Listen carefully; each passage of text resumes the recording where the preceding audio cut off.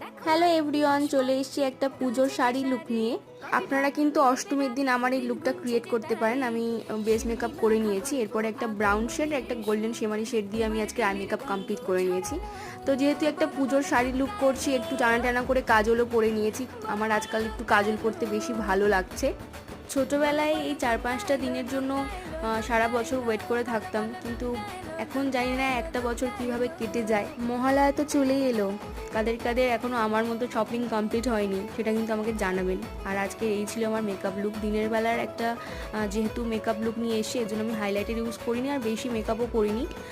আর আমি just loose পাউডারটা clean করে ব্লাশ লাগিয়ে নিয়েছি। আজকে আমি একটা জুডিওর লিপস্টিক ইউজ করছি। এই লিপস্টিকটা আমি মেবি 2 টাইমস ইউজ করলাম, কারণ আমার জুডিওর লিপস্টিক খুব একটা আমার ইউজ করা হয় না বা পারচেসও করা হয় না, কিন্তু এই লিপস্টিকটা ভীষণ একটা ভালো ম্যাট ফিনিশিং দেয়। তো আপনাদের কেমন লাগলো আমার এই লুকটা সেটা কিন্তু কমেন্ট করে জানাবেন। আসছে একটা ভিডিও নিয়ে, টাটা।